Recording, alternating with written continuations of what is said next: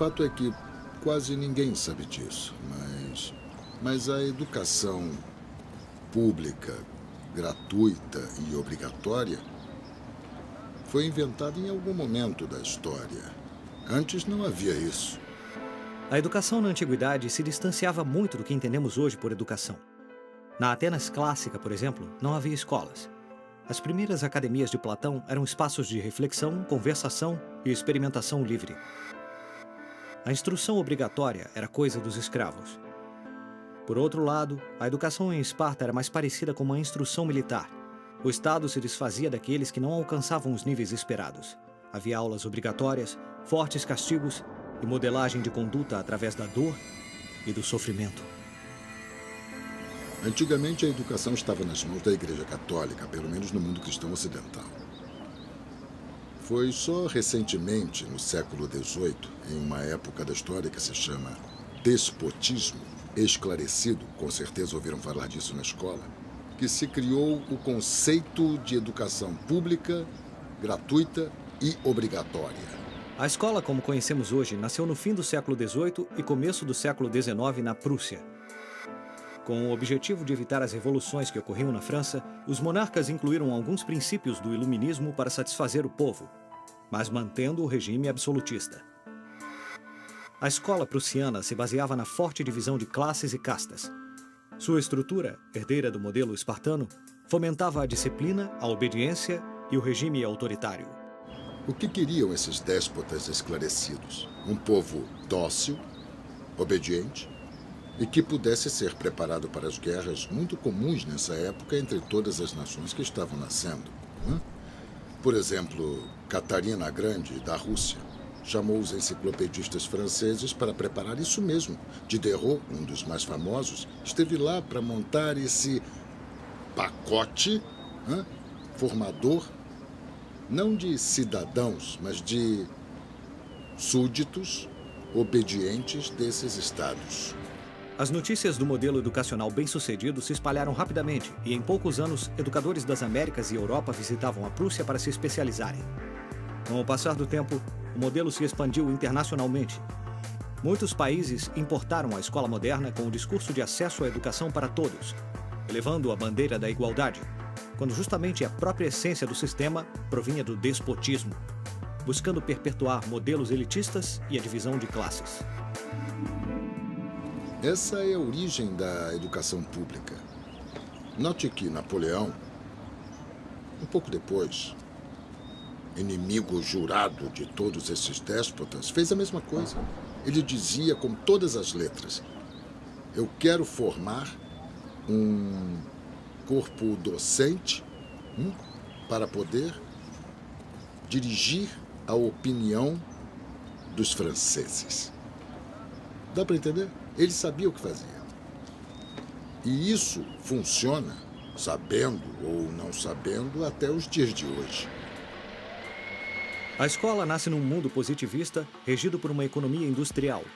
Portanto, busca obter os maiores resultados observáveis, com o menor esforço e investimento possíveis, aplicando fórmulas científicas e leis gerais. A escola era a resposta ideal à necessidade de trabalhadores. Foram os próprios empresários industriais do século XIX que financiaram a escolarização obrigatória através de suas fundações. Onde coloca os filhos dessas pessoas para que possam trabalhar? Como educamos para que aprendam a ler? Como criamos operários inteligentes?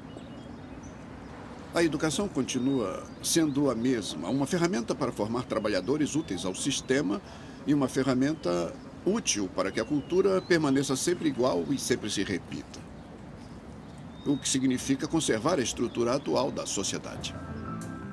A escola foi complementada por pesquisas sobre o controle da conduta, propostas de utopias sociais e até teorias de superioridade racial.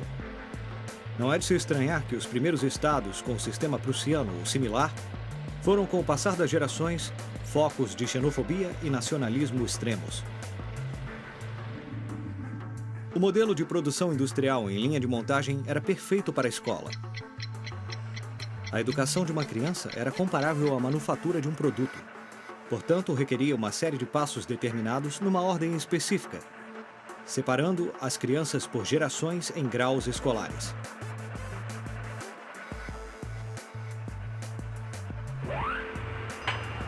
Em cada uma dessas etapas, determinados elementos seriam trabalhados.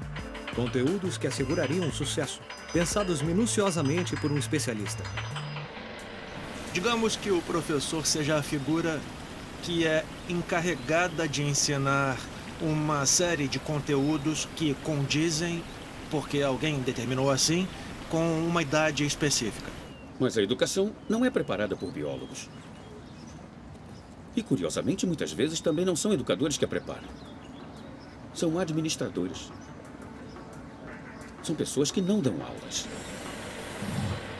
Nesta linha de montagem, uma pessoa estaria a cargo de uma pequena parte do processo. Insuficiente tanto para conhecer o mecanismo na sua totalidade quanto as pessoas em profundidade. Um docente por ano, por matéria, a cada 30 ou 40 alunos, chegando ao ponto que o processo acabe sendo meramente mecânico.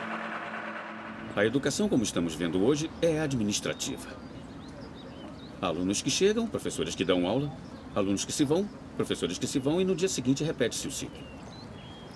Um professor estadual é um funcionário a quem a autoridade diz: o senhor tem que ensinar isto, isto e isto e desta forma. Há repetição demasiada para crianças. Por um professor com carga horária alta e com poucas horas de atenção ao aluno em particular. Então vai dirigir-se sempre ao grupo todo. Porque é claro que se eu tenho 30 crianças, eu não posso supor que todas as crianças queiram fazer a mesma coisa ao mesmo tempo.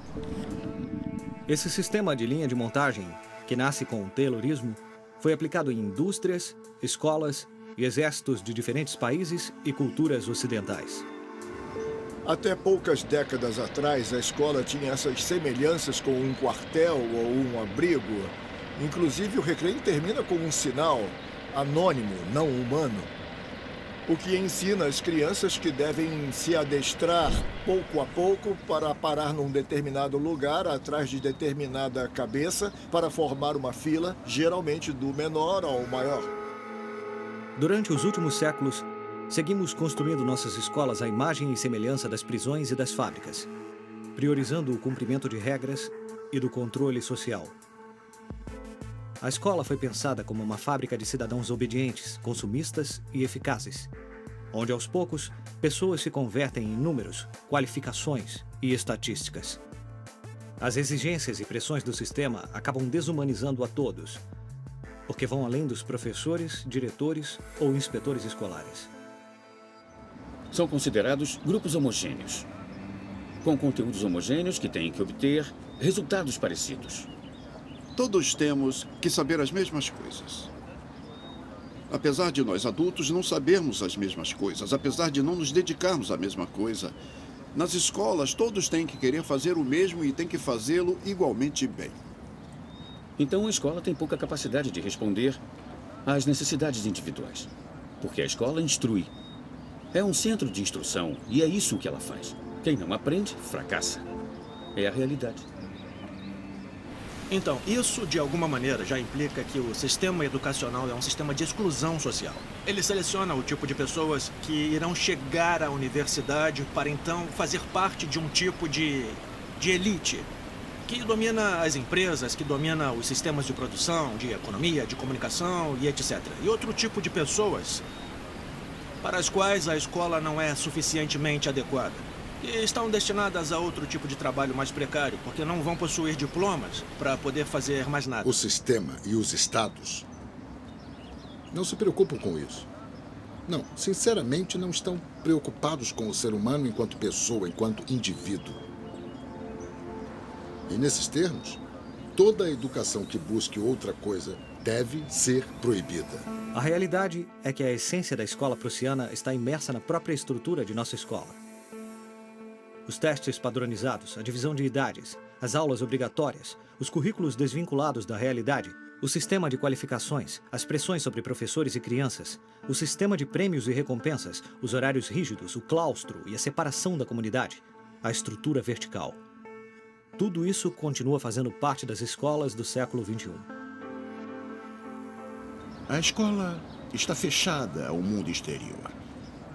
Eu estava explicando o título do meu livro, do Mapa Escolar ao Território Educacional, para indicar essa fábula do cartógrafo que conta Borges, que começa a fazer um mapa de um território qualquer e se esforça para fazê-lo o mais perfeito possível.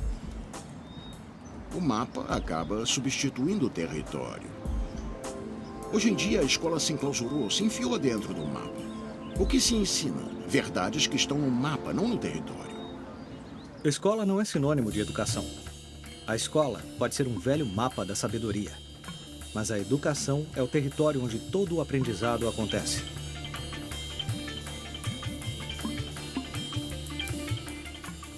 O que é uma boa educação? Conseguir que a maior quantidade de crianças atravesse os padrões de qualidade? Que obtenham ferramentas e conhecimentos que não lhes interessam para superar barreiras que outros lhes impõem?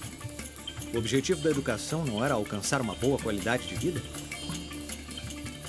Esqueçamos por um instante tudo o que sabemos sobre educação.